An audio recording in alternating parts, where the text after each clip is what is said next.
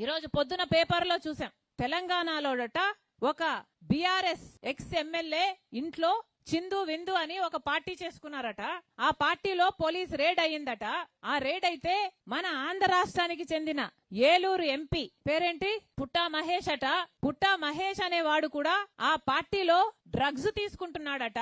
Drugs ని ఆ పార్టీని వీళ్ళు రేడ్ చేసినందుకు వీళ్ళందరూ కలిసి పోలీసుల మీద కాల్పులు కూడా జరిపారట. అయినా సరే పోలీసులు వీళ్ళందరినీ అరెస్ట్ చేసి డ్రగ్ టెస్ట్ చేపిస్తే ఈ పుట్టా మహేష్ అనే ఏలూరు ఎంపీ కొకేన్ పాజిటివ్ గా టెస్ట్ అయిందట. అంటే ఈయన డ్రగ్స్ తీసుకున్నట్టుగా పాజిటివ్ రిజల్ట్ వచ్చింది.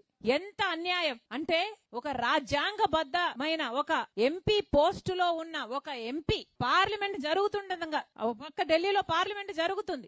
ఒక ఎంపీ డ్రగ్స్ తీసుకుంటూ పట్టుబడ్డాడు. ఇది ఎంత సిగ్గుచేటు. ఒక కాన్స్టిట్యూషనల్ పోస్ట్ లో ఉన్న వ్యక్తి ఎంత ఇర్రెస్పాన్సిబుల్ గా డ్రగ్స్ తీసుకుంటూ పట్టుబడితే ఏ యాక్షన్ ఉండద్దా?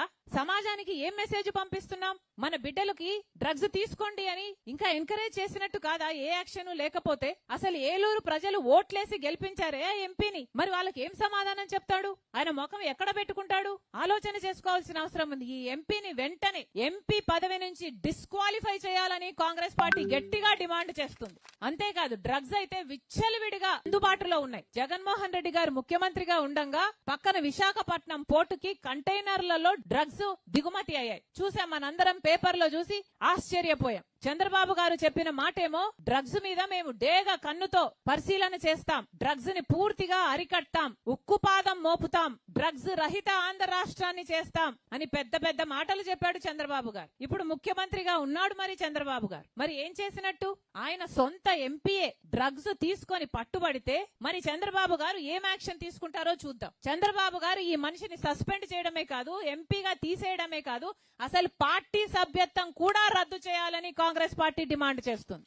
చంద్రబాబు గారిలో ఏ మాత్రం చిత్తశుద్ధి ఉన్నా ప్రజలకు ఒక ఎగ్జాంపుల్ సెట్ చేయాలి, లీడర్లకు ఒక ఎగ్జాంపుల్ సెట్ చేయాలి, యువతకు ఒక ఎగ్జాంపుల్ సెట్ చేయాలి అని ఏ మాత్రం చిత్తశుద్ధి ఉన్నా చంద్రబాబు గారు ఈ మనిషి చేత రాజీనామా చేయించాలి, ఆ పార్టీ నుంచి తీసేయాలని కాంగ్రెస్ పార్టీ డిమాండ్ చేస్తుంది. నాయకులు బాగుంటేనే ప్రజలు బాగుపడతారు. నాయకులు బాగలేకపోతే, వాళ్ళలో చిత్తశుద్ధి లేకపోతే ప్రజలు ఎప్పటికీ బాగుపడరు.